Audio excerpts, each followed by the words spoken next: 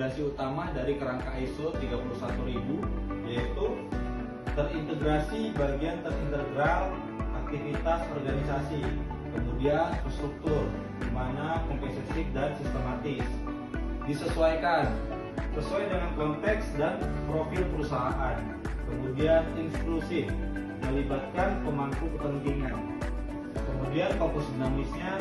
Yang pertama itu dinamis, antisipasi perubahan lingkungan, kemudian berbasis informasi, data historis dan terkini.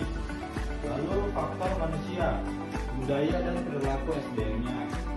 Dan yang terakhir, perbaikan berkelanjutan, mana itu terkait dengan pembelajaran dan audit. Siklus framework. Kerangka framework yang pertama mandat dan komitmen, kemudian diteruskan ke arah desain, lalu implementasi, monitoring dan perbaikan. Prosesnya asesmen atau identifikasi, analisis dan evaluasi, kemudian dilakukan mitigasi, lalu dilakukan monitoring dan review.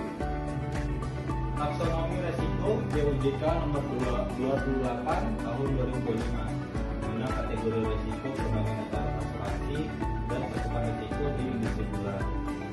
Di dalamnya ada yang pertama itu strategis dan operasional. Cakupan resikonya yaitu resiko lahan, produksi, dan target korporasi. Kemudian ada hukum dan kredit. Cakupan resikonya kontrak mitra petani dan piutang usaha. Lalu ada pasar dan kepatuhan, merupakan harga gula global dan regulasi industri. Lalu likuiditas dan reputasi. Cakupan risikonya yaitu arus kas musim giling dan persepsi publik. Lalu yang terakhir itu ada asuransi, memiliki cakupan risiko, mitigasi risiko, aset, pabrik dan lahan.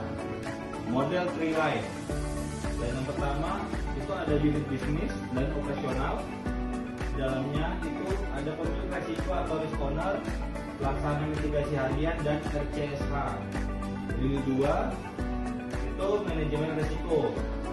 Dalamnya ada fasilitator, penyusun kebijakan dan monitoring KRI.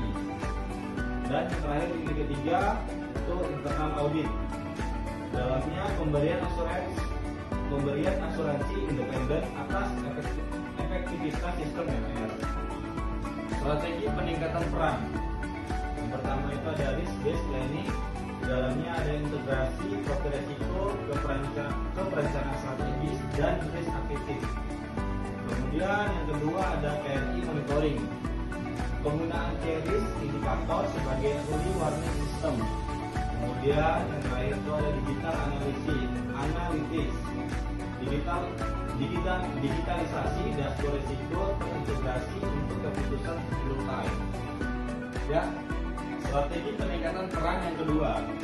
Yang pertama itu ada risk culture, mana penguatan budaya sadar risiko melalui turn from the top. Dan yang kedua ada kompetensi SDM. Di dalamnya peningkatan kapabilitas teknis dan sumber daya unit manajemen risiko.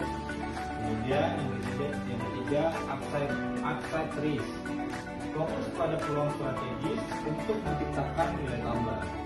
Kesimpulannya adalah manajemen risiko bukan cuma sekedar mencegah kerugian, tapi menciptakan nilai dan mendukung pencapaian sasaran kerja perusahaan secara sustainable. Jadi inilah yang bisa saya sampaikan hari ini. Selamat siang.